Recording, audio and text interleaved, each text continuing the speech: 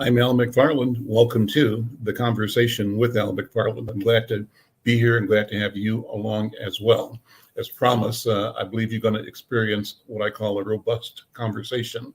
I'm excited about the conversation we're going to be having with Michael Sierra-Arévalo, who is an assistant professor in the Department of Sociology and associate director of the Liberal Arts Honors Program at the University of Texas at Austin. We're talking about his new book. It's entitled The Danger Imperative, Violence, Death, and the Soul of Policing.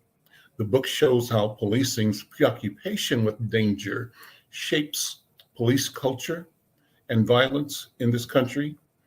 Sierra-Arévalo's research is published in leading journals, including the Proceedings of the National Academy of Sciences, Criminology, Law and Society Review, and the Annual Review of Law and Social Science. His writing and research are widely featured in media, including the Los Angeles Times, the Washington Post, Times Higher Education, Slate, GQ, and NPR. He received his PhD in sociology from Yale University and his BA in sociology and psychology from the University of Texas at Austin. Before I bring him on, I want you to like the program and tell somebody. If you're listening on any of the social media networks we have, we're streaming live to LinkedIn, to Twitter, to Facebook, and to YouTube platforms. We want you to let somebody know. Let us know you're there. Shout us out with a comment, letting us know your name and where you're watching or viewing or connecting from. But tell other people about it as well. And we want you to subscribe, help us grow our numbers for this platform, this program. We're trying to do the bean counting on our YouTube channel. So if you go over to YouTube, Insight News MN, you'll find our live stream there. That's the one we want you to click on to subscribe and like and share. But we're happy to be connecting with you wherever you are and however you join the program. And we thank you so much. Let me bring in Michael Sierra-Arévalo. Brother, thank you so much. And is it Dr. Sierra-Arévalo? Of course it is. It is, Al. Yes. Thank you for having me. And what do you prefer? I can call you Dr. Sierra. You know what? We can just go with Michael. That's totally fine. Okay. And please call me Al. So absolutely. We keep things rolling. So let me, I told you before we started that I loved the liner notes on your book. And if you don't mind, let me indulge myself and the audience a little bit by reading some of the liner notes. I think they're really excellent. Yeah, please. And you can probably show this, Cooper, so people can follow along. The liner notes say the danger imperative, violence, death, and the soul of policing. That's the title of the book. It says policing is violent, and its violence is not distributed equally. Stark racial disparities persist, despite decades of efforts to address them. Amid public outcry and an ongoing crisis of police legitimacy, there's a pressing need to understand not only how police perceive and use violence, but also why. With unprecedented access to 3 police departments and drawing on more than 100 interviews and 1,000 hours on patrol, the danger imperative provides vital insight into how police culture shapes officers' perception and practice of violence.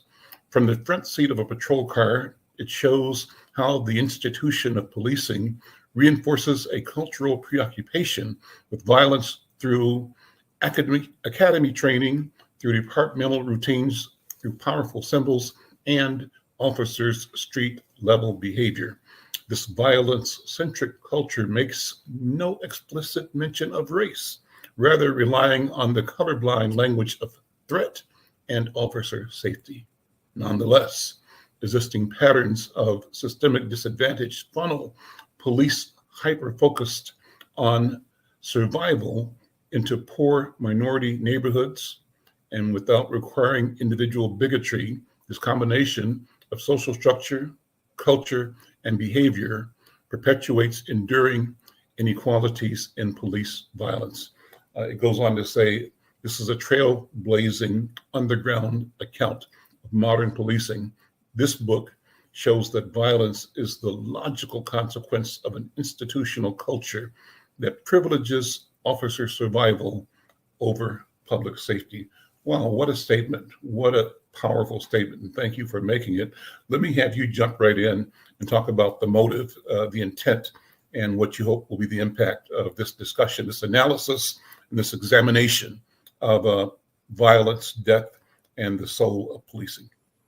Well, thank you so much for that very generous introduction, Al. Sincerely, thank you. I began working on the danger imperative as a graduate student in 2014 after Michael Brown was killed by police in Ferguson. And at the time, I, like many other people, was pretty shocked to find out that we didn't know seemingly very basic things about US policing, such as how many people were shot by the police every year.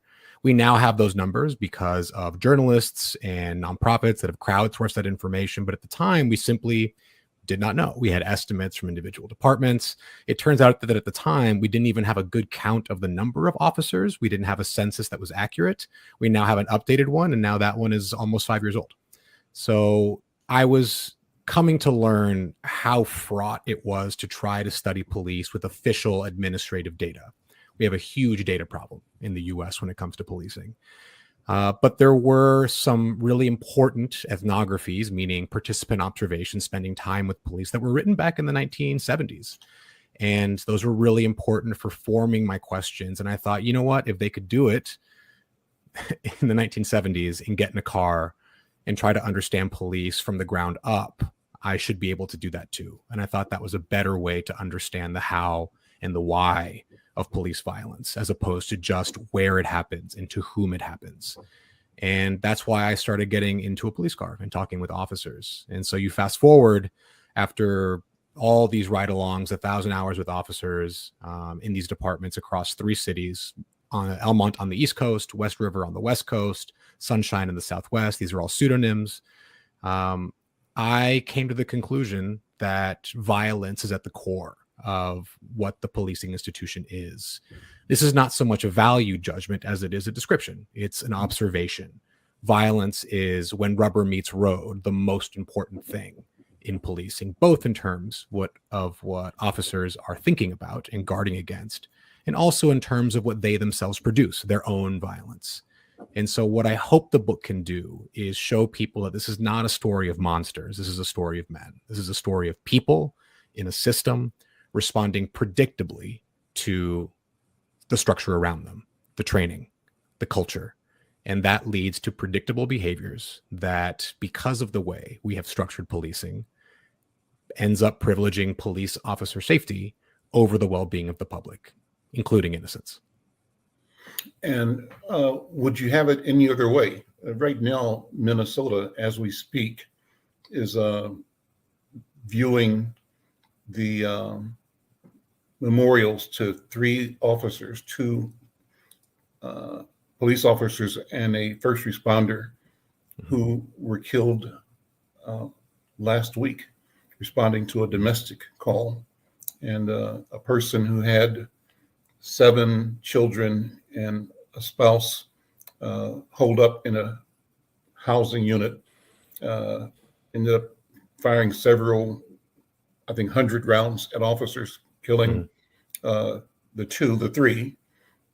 And so this community, as we speak, is in a moment of high sensitivity and awareness about officer safety.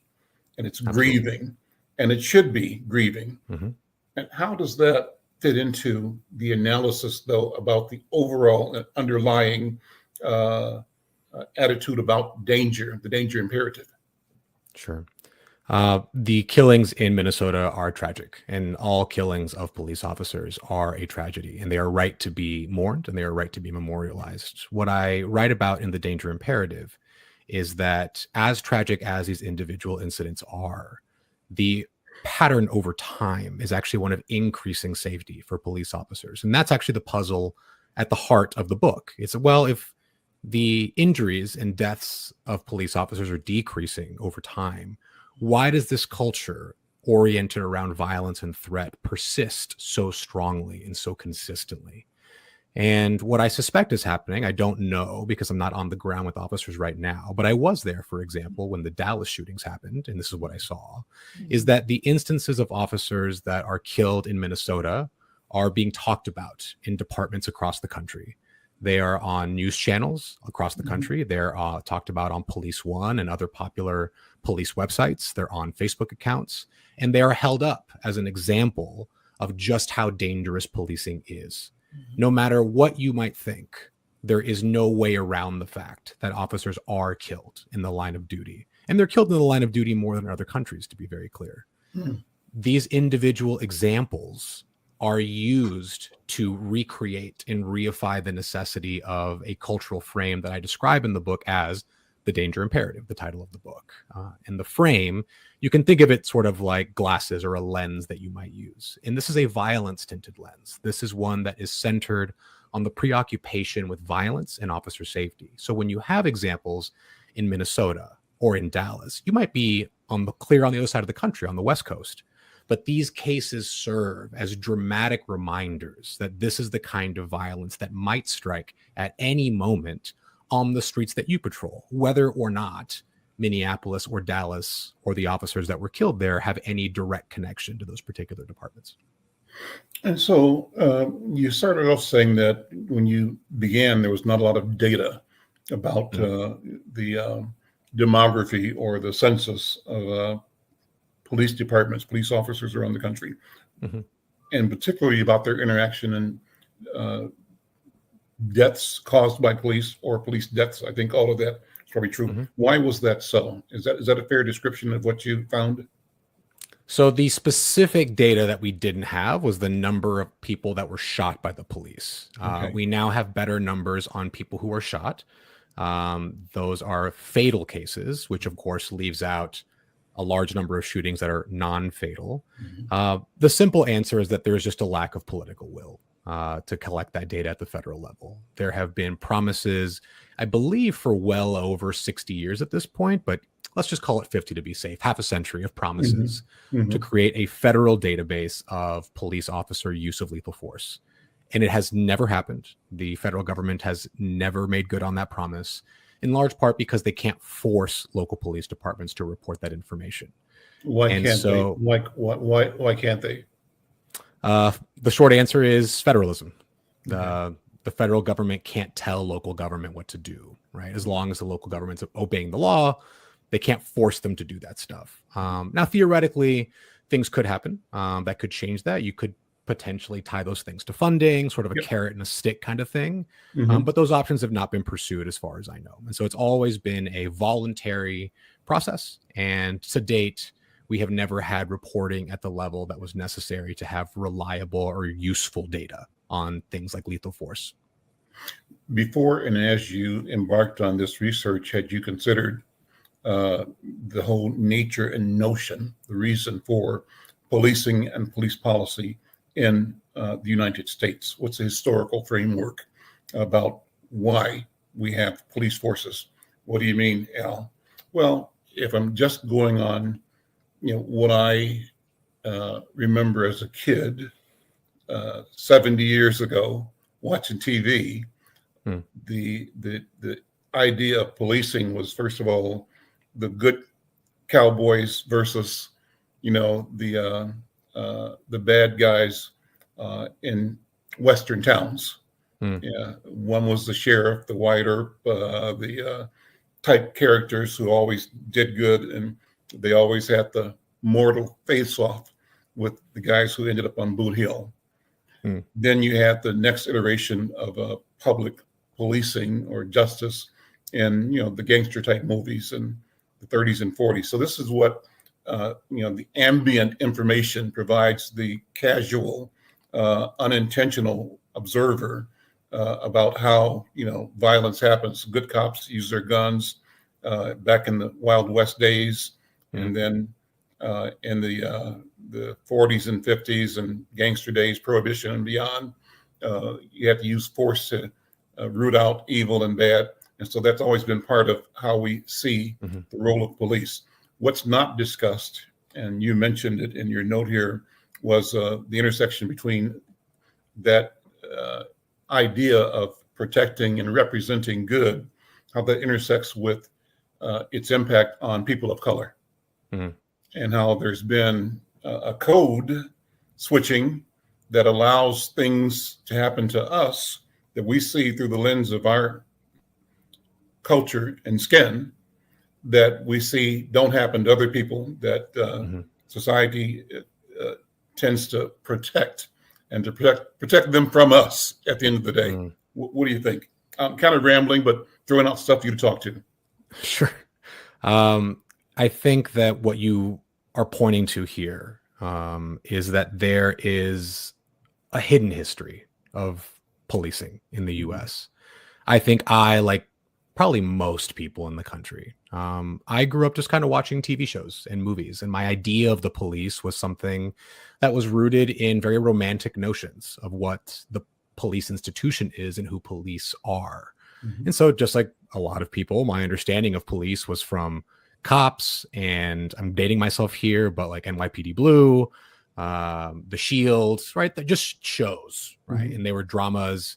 And so from that perspective, policing is all car chases and catching gang members and murderers and gunfights. And that's not what policing is even today. But similarly, we're sort of obfuscating, hiding what the root of the police institution is in the US and frankly in other nations. The US is not unique in that the origins of policing is to protect capital and to protect the interests of the ruling class.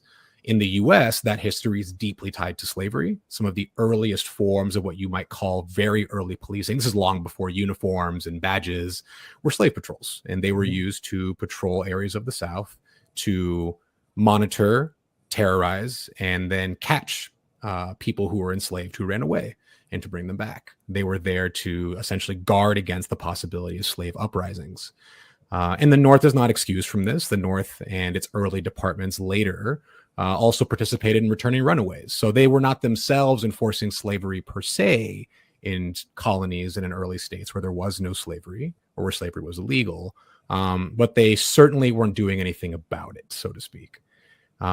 Those departments eventually became much more formalized. Even after emancipation, those departments formed. They got uniforms, they got badges and buildings. Black folk were shut out of those departments in ways that were systematically different from the eventual inclusion of Irish immigrants and German immigrants into the police force. That is an uncomfortable history for some to wrestle with. And we're not even getting to something like the Texas Rangers in killing Mexican people and natives along the Texas border, right? That's a history that was hidden from me, and I'm from here. I went to public schools here in Texas. But the Texas Rangers are just the guys in the white hats and Walker Texas Ranger. And that's the version that I knew about that. And so there is a hidden, bloody, and very, very sad history of how policing has been used. And it would be imprecise to say that it is exactly the same today. But it would also be imprecise to say that it's wholly different today. And I think that's an important distinction to make. I'm Al McFarland. You're listening to The Conversation with Al McFarland. My guest is Dr. Michael Sierra-Arévalo. He is the author of The Danger Imperative, a book that we're talking about today. The book examines police violence, its impact in society, impact on the officers as well. And Michael has spent hours riding along with officers and interviewing officers in three major departments in the country. One of the questions comes up, Michael, is when you have an incident like the murder of George Floyd, from my point of view as an observer, journalist, and a Black man, I always expect the political and cultural and white establishment to say that this is a one of. It's just a particular bad apple, one bad cop, that you can't paint the entire force or the industry with the failure and the imperfection of this one human being who failed in a very public way. So is this a question about police violence reflecting that there are some bad apples in police forces around the country, but that by and large, policemen are just, regular old Ozzie and Harriet type guys, good guys that come to do a good job every day, and they're pretty jovial and pretty caring and compassionate. And they want to make sure everybody gets home, and that they want to get home themselves because they deserve it. It's a job. So there's that perception that lends you to be compassionate towards them, but you also have an institutional response describing that as the nature of who they are and what they do. But the evidence of their work tells a different story. One of the main points that I try to drive home in the danger imperative is that the violence that we see out in the world used by police, whether it be abhorrent violence like that by Derek Chauvin in Minnesota, which led to the murder of George Floyd, or Michael Slager in South Carolina, who shot Scott in the back as he was running away, and we could keep naming cases. And the far more common non-lethal violence, the violence that is grabbing and pushing and handcuffing, and the vast majority of which is legal, which is within the law and within policy. All of this is tied to officers' preoccupation with their safety.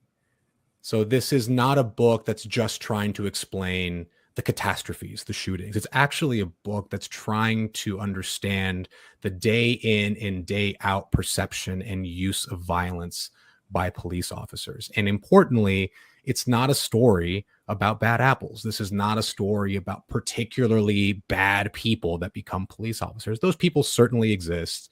Just give it a quick Google and you can find all sorts of instances of abhorrent racists that are still working in police departments. The FBI has reported overt links between police departments and white supremacist groups.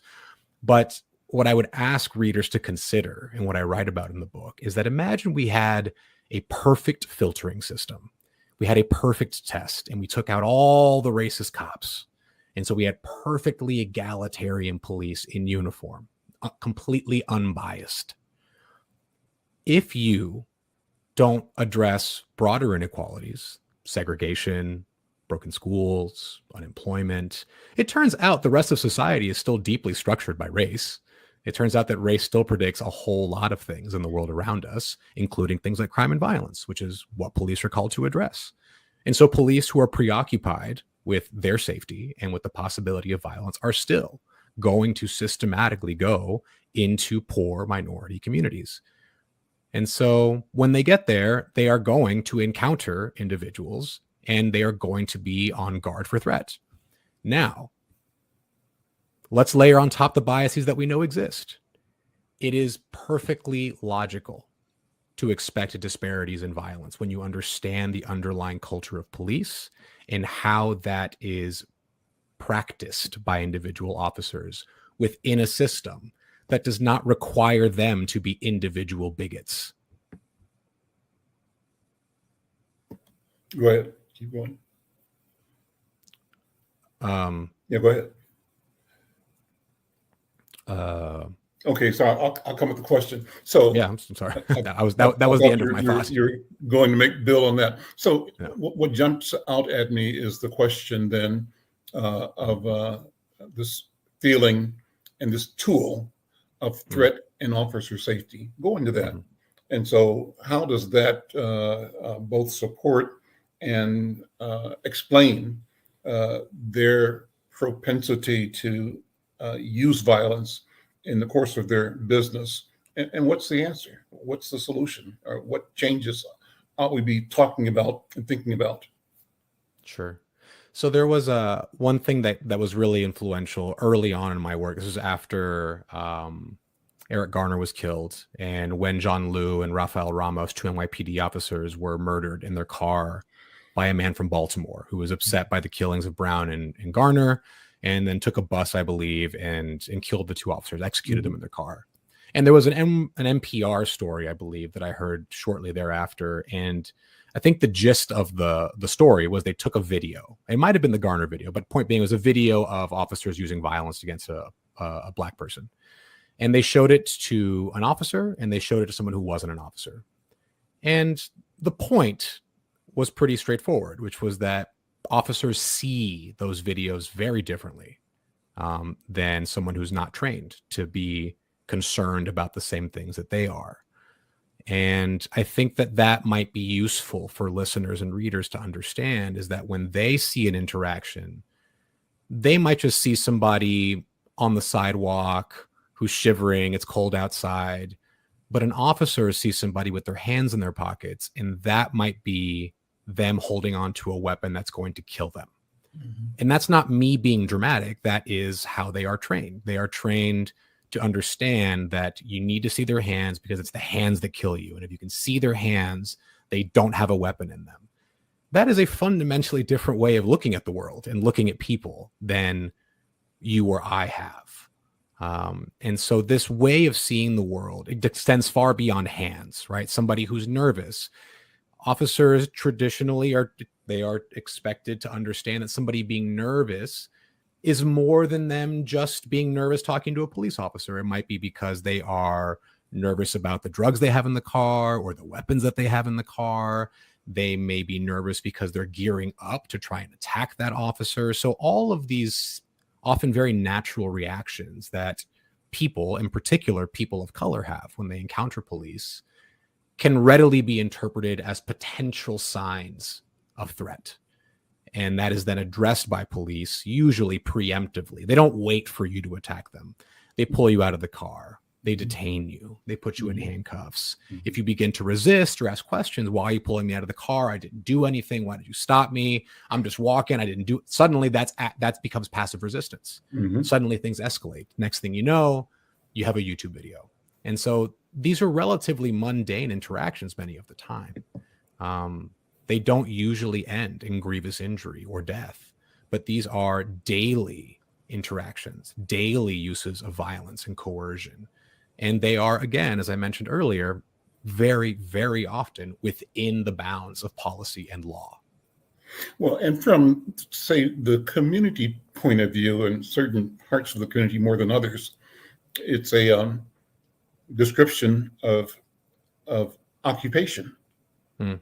Of an occupation policy, and that law enforcement, therefore, if the goal is to serve and protect, the question is who's being served and who's being protected.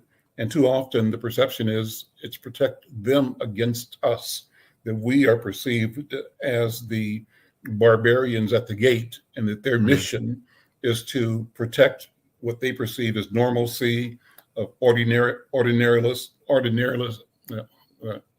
life for ordinary people that they perceive to be threats to. So, and so what's the training?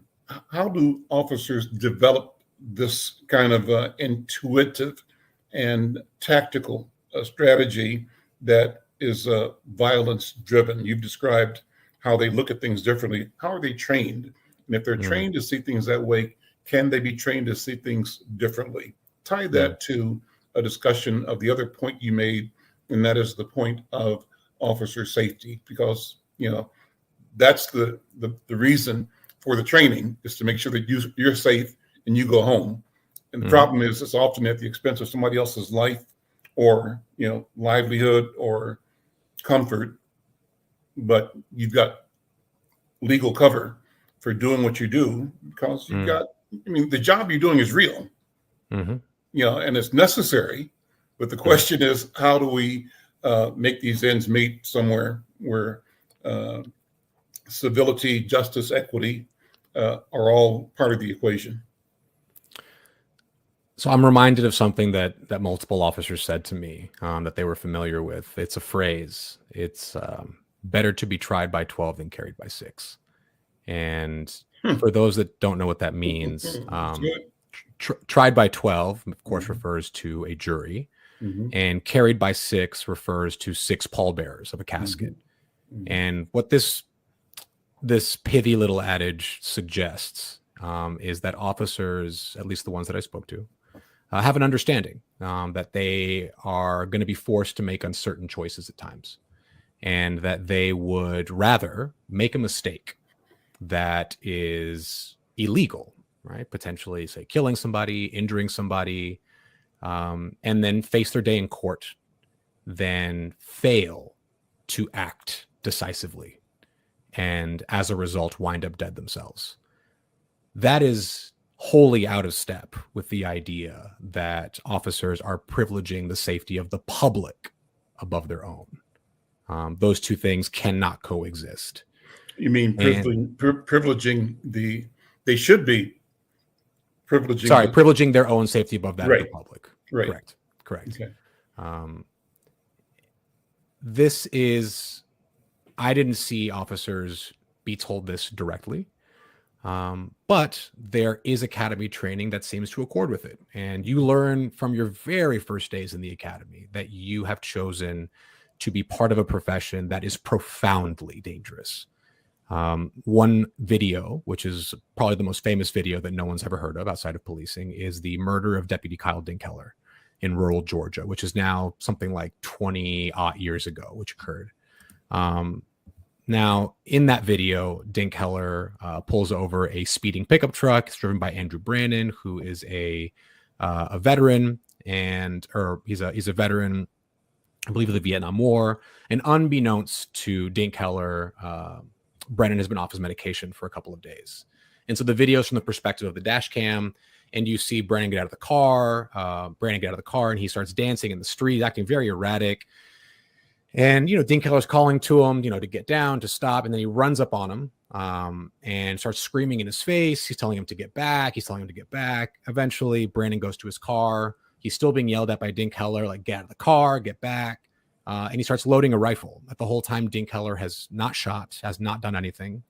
Eventually, Brandon comes back with a rifle, opens fire on Dinkkeller. Dinkkeller returns fire. He takes cover behind his vehicle.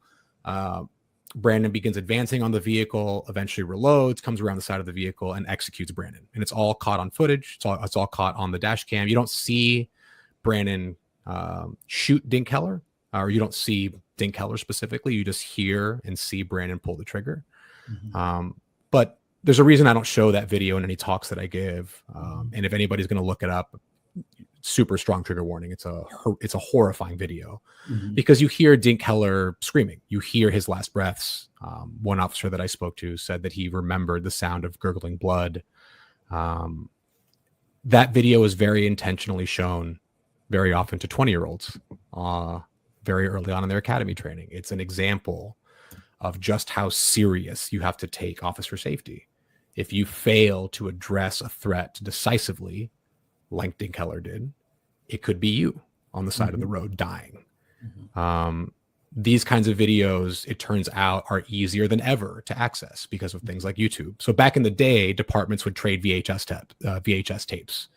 Now, if you want to have an example of a stop gone bad or a domestic incident or somebody that was seemingly not a threat that then turned into a threat, just hop on YouTube for 10 minutes and you can find a couple dozen videos to show your recruits or to show at lineup training, which I saw myself. Officers were shown videos of fights and things like that at lineup to emphasize to them how dangerous their job is. Well, let me ask you how officers that you rode along with thought about, described their work and described who they were to you as you were riding with them. And how did they think about you as an academic, as a researcher, and as a writer? What was your feeling? And were you surprised at things you saw, learned, discovered, or things you did not see in the ride along and the research elements of this work? So I would generally describe officers as very average. They were majority white, particularly in some departments. My Southwest department was the whitest department. The West Coast department was more diverse, but across Black, white, Latino, the handful of Asian officers that I met, they were just generally pretty average people trying to make a living, trying to go home at night. They skewed overwhelmingly male. There were a fair number of veterans, but certainly not all of them were veterans. They skewed conservative in their politics, but I met several self-described liberals. I think that was something that I didn't expect when I began the work, but very quickly I realized these are just like people. These are just people doing a particular job. And they're not heroes and they're not villains. They're just people wearing a uniform and a badge, and they have very special legal powers, and they get a gun, but they're just people. And frankly, if I hadn't gone to college, or maybe if I had gone to the military and gotten out and gotten a degree and been looking for a job, like, policing probably would have looked real good to me too, a pension. And, I think it would have made a lot of sense, actually. And in fact, several of them asked if I wanted to become a police officer and things of that nature. So I say that all to highlight that these are not caricatures. Sure, like more of them than the average bear, like have bald heads and, they do a lot of time on the bench press or the, whatever, but they're regular people. They reminded me of like my conservative friends' dads growing up. As for how they received me, what did they think you were doing? What did you tell them you were doing? And what did they think you were doing? Yeah. Well, I mean, so I don't know for sure what they thought. I know what I told them, which is, so I would normally introduce myself at lineup, which is a meeting before the shift starts, where officers on that shift are counted, usually by a lieutenant who's the watch commander. If it's a weird late shift, it'll probably just be a sergeant. The lieutenant might not be on. And they get their assignments for the day. You're in this sector. You're in this sector. You have the ride along, aka me.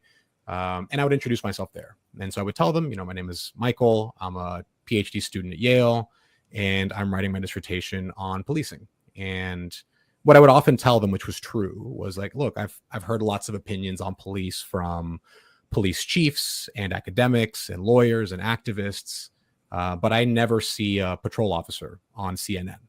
I never hear from the people that are taking calls. Yeah, you don't. And so I'm here to try to understand this by seeing it directly. And I need your help. I need your help to show me what it is that you do and help me understand. And I'm doing it this way because y'all are the experts, and I wanted to see it for myself. And I think many of them appreciated that. Some said as much. They appreciated that I was taking the time, and, midnight shifts are pretty awful.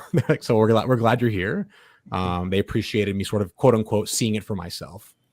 Still, introducing yourself is very different from building rapport, building trust.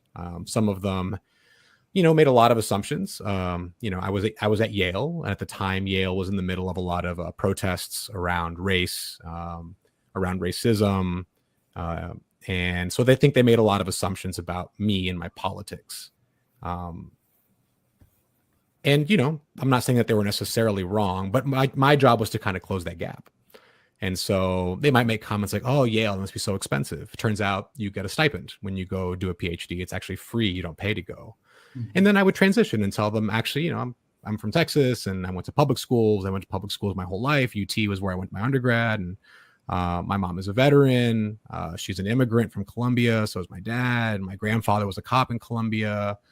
I was also a male. I was a man. I was a heterosexual man. I was in my mid to late 20s, and I had tattoos. And turns out I shared a lot of interest with them, like weights and sports. And those were things that we could talk about. And so that process of building rapport was very much about closing that social distance, showing them that we are not really so different, you and I. But, they didn't all trust me. I know that much. Some of them probably thought that I was going to write some sort of scathing tell-all, that I was a journalist. Yeah. One even a couple of them even joked that I was actually a Fed, aka like a federal agent that was there to, get them all fired. And, it's unclear how much of it was a joke or not. But I do think that over the course of 10, 12 hours, even the most, even the officer with the highest walls, it's tough not to talk to somebody for 12 hours. So we eventually we had conversations. Well, did you have any tough police work to do while you're doing the ride along? And tough police work to me means situations where there was a potential or actual violence in the line of duty. Did you experience that? So I never saw an officer get involved in like a full-blown fight, much less a shooting. That's another one of the points that I kind of hit on in the book, is that serious violence is very, very rare in the context of policing. I did respond to a shooting turned murder after the the victim and the shooter were gone. And so they took the victim and put them in a car and drove him to the emergency room. And so I arrived on scene with an officer. We were the first ones on scene. And so I followed behind. He had his weapon out, his flashlight. He was essentially following the blood trail until he found the big puddle. But there was no victim there. So we knew the victim was gone. I saw officers grab people, push people. I saw one officer tackle somebody because there was reports of essentially somebody either breaking into cars or breaking into a house, and that person ended up being like very intoxicated.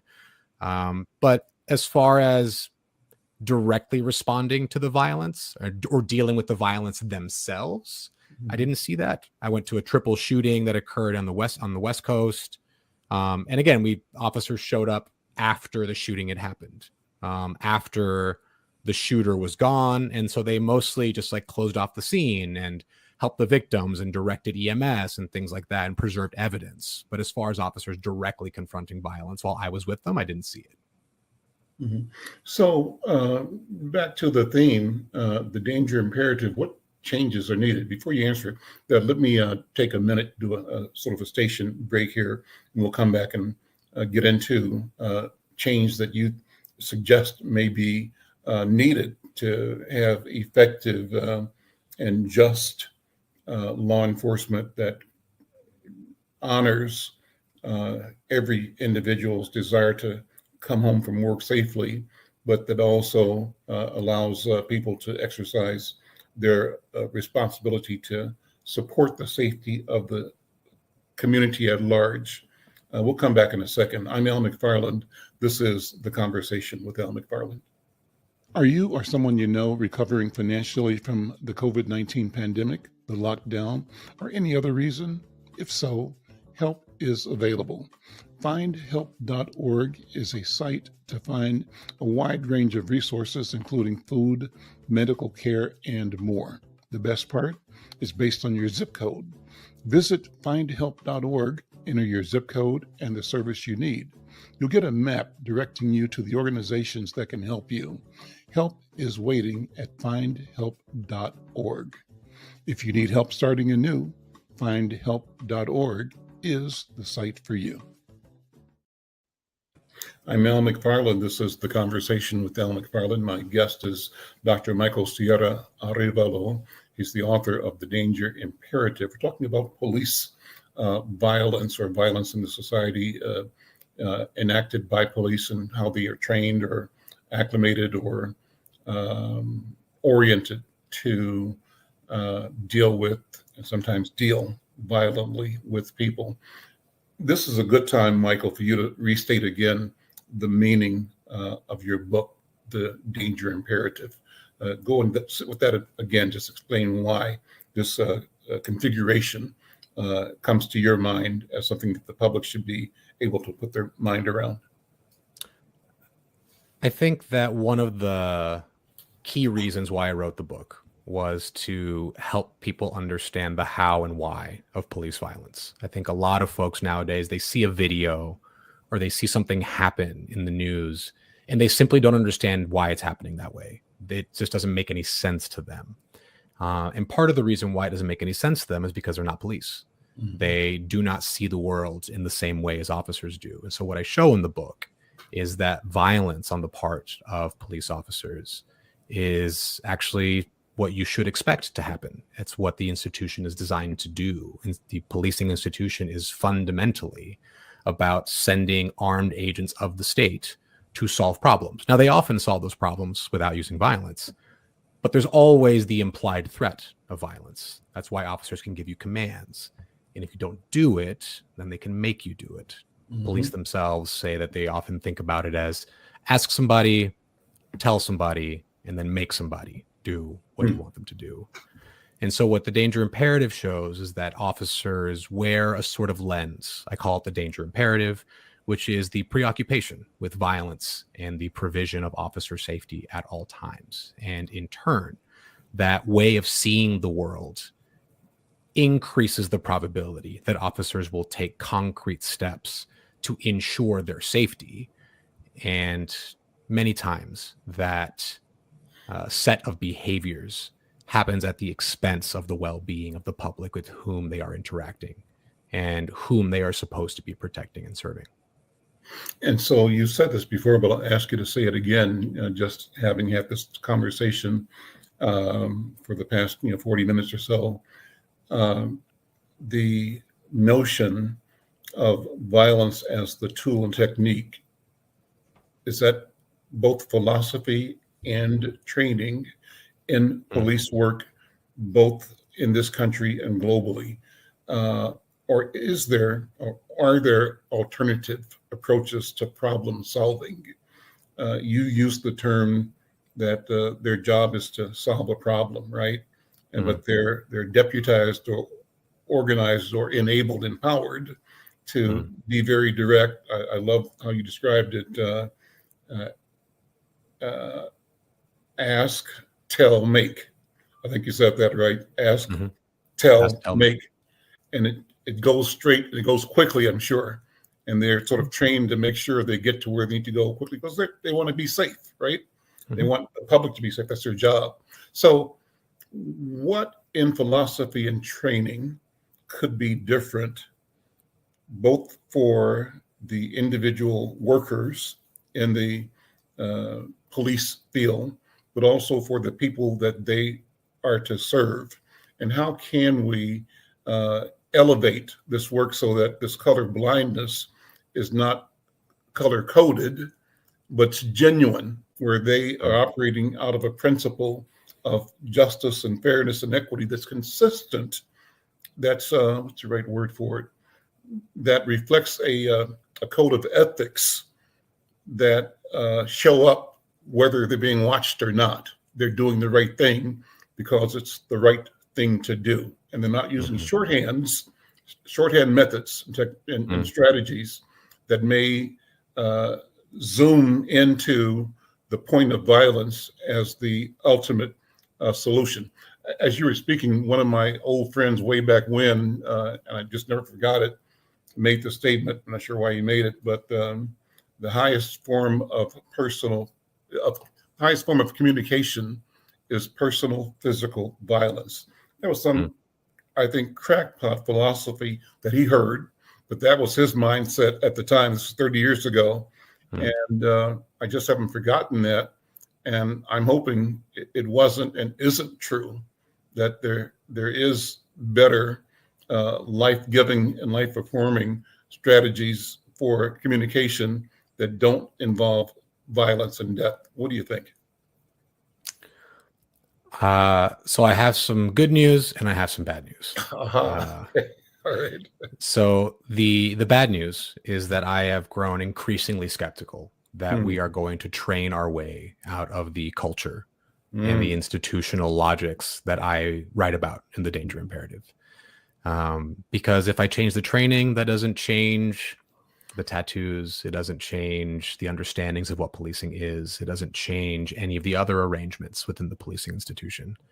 And similarly, if I change some of those things and don't change the training, it's all one thing. This is not about a new procedural justice or a new cultural sensitivity training. I'm not saying those things are going to hurt, but the evidence that they're going to change things drastically is very, very thin.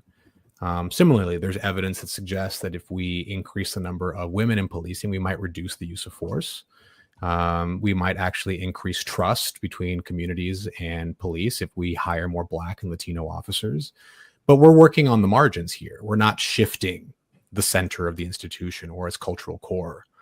And so for me, I don't think that if I was forced to choose with finite political capital and resources, that I'm going to focus on training. That said, I think that there are some low-hanging policy things that I would do. They're related to training. For example, in the book, in Chapter 1, Survival School, I talk about how in the Southwest, I found training documents where they list the work of Lieutenant Colonel Dave Grossman. He is the self-professed founder of the field of killology. He's a former West Point professor, and he has written a couple of very popular books on combat and on killing. And he claims to be an expert on the psychology of violence. And part of this training says things like, you must become the predator to catch the predator. You can YouTube his trainings. They are, I think, in a word, disturbing. We can just not have that in academies. That's an easy thing to say. You can't and won't do that. You can stop using taxpayer money to send officers to the seminars that he puts on. You can more carefully vet which seminars you're sending officers to. This is essentially an area of policing that is largely unmonitored. Whatever oversight there is very lax. I think those are some things that you could do. Do I think that is going to fix things? No, but I think it will blunt the sharpest edges of the danger imperative. So what do we do? I believe that the path forward is one in which we stop talking about officer safety and public safety as two separate things. I think you can actually do things that enhance safety for the community and for officers simultaneously. And the good news is it doesn't actually require you to dump more money into policing, and it doesn't require you to send officers into harm's way to do them. And they're surprisingly simple things, and we have strong evidence that they work. For example, adding better lighting can reduce crime and violence. Greening vacant lots and fixing the facades of broken down buildings can reduce crime. There's a recent report from some economists that when you increase the number of behavioral health treatment centers at the county level, you actually reduce the number of assaults specifically on police officers. And there's even evidence that suggests if you just plant more trees, you can reduce crime and violence by reducing the ambient temperature. There's a relationship between the temperature of a place and the likelihood of violence happening. None of that requires me to send officers into harm's way. And all of those things are markedly cheaper than expanding the footprint of the policing apparatus. The good news is that those things keep communities safe. And if you can reduce violence in the community, where do officers spend most of their time? In the community. That's better for officers too. So what I would like to see is police officers, police unions, departments getting on board and calling for interventions that don't require them to spend more money, don't require them to spend more overtime, don't require them to do more training, but which can benefit their officers and the people that they are supposed to be protecting and serving. How does that happen, though, in an environment over the past 10 years, at least, maybe 15, of increased police militarization, the fascination with armaments and tanks and, big hardware, battlefield hardware and armament? That seems to have been the trend over the past 15 years, that more and more money was being put into, and that kind of tie that into the prison industrial complex train of thought. You have a state of constant siege, and you have to be on guard. And if the consequence is more people get arrested, more people get jailed, somebody's going to look at that process and say, you know what, this rush to jail people is driven by those people whose business it is to house and contain people that have been adjudicated or sentenced.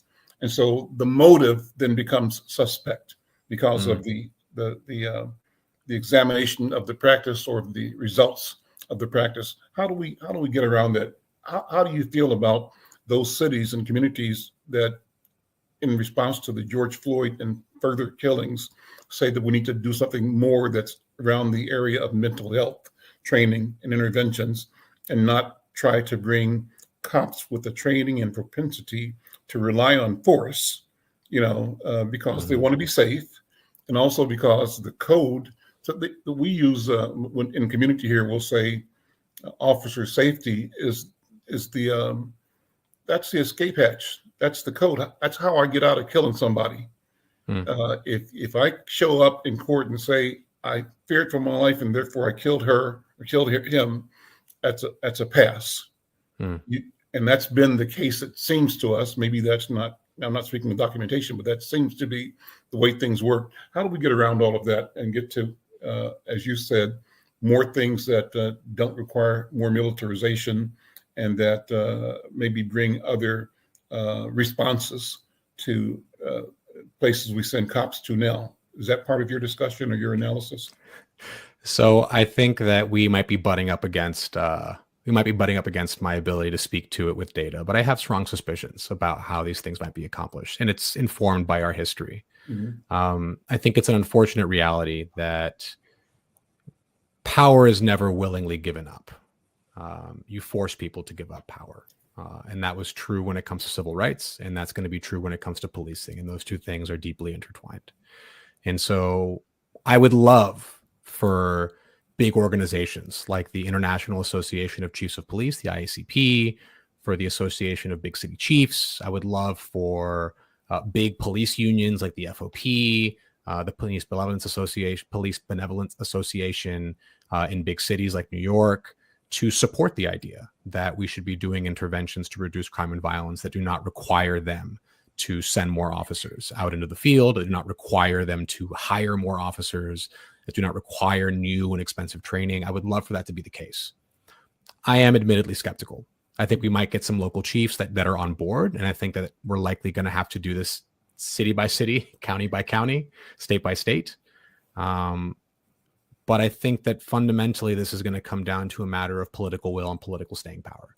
This is going to come down to people supporting elected officials that make it a part of their platform, and they make it a commitment that they are going to invest in other things besides policing, that are brave enough to stand up to police unions, that are brave enough to stand up to the constituencies that will come out and vote in favor of keeping things as they are and voting against the interests of Black and Latino communities. I don't think there's any easy way around that. I think that what I'm suggesting in terms of non-police interventions, it's useful because it doesn't actually require me to address militarization, as you pointed out. The police are going to keep doing what the police do, I think, most likely. And so I think for me, what I'm interested in pursuing is a set of interventions and policies that sort of take as given what police are, what policing is, and that is violent. If you take away the guns and the sticks and the handcuffs, you might still have something that looks like the police, but it's not the police, because policing is about distributing state-approved violence. That's the whole point. And so I again grow increasingly skeptical about efforts to sort of change what policing is. Because it is violent, and there's a reason it's violent. And sometimes that violence is even like necessary. I'm not going to be Pollyannish about it. Right. But I think the issue is that it can be misused, and that we're sending armed agents of the state to address a whole host of things that, frankly, they have no business being there doing. Why are they the ones taking traffic accident reports? Why are we sending armed officers to do reports on a burglary that's 8 hours cold and no one's there? Why are they going to a petty dispute between a parent and a child who doesn't want to go to school? It doesn't make any sense. There's a lot of different people that could handle those things. And that's the direction that I want to pursue. And something that I think police can probably get on board with is that this would be taking things off their plate. This would be them doing less. And they would not be going to the same volume of calls where they're being asked to be a warrior, a preacher, a high school teacher, a parent, a counselor, and everything in between. Michael Sierra-Arévalo, thank you so much for being with us today. This has been a great conversation, a lot of good information. So glad to meet you. The book, The Danger Imperative, Violence, Death, and the Soul of Policing. It's available everywhere, released 2 weeks ago, I think. And where can people buy the book? Folks can find the book on Amazon, anywhere books are sold. You can also find links for it at dangerimperative.com. And if and when you do get the book, I'd love to hear from you. You can shoot me a message at www.dangerimperative.com. You can also find me on Instagram and Twitter at Michael Sierra, and then add an extra A on the end of it. I will also reach back out to have a follow-up conversation with you. You know, one of the things that I didn't talk about is, and that we can do in the future, is where the question of race comes in from my side or our side. And I'd often, while being critical of police violence and police abuse, live with the idea that if there were just more Black cops, we wouldn't experience the same amount of harassment. But I don't know that that's true.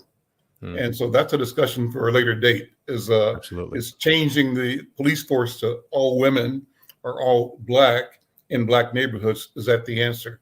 I don't know that it is, but let's have that discussion down the road. I'd love to. Thank you, sir. Look forward to it. Thank you so much, Al. Take care of yourself. Take care. I'm Al McFarland. We'll see you next time.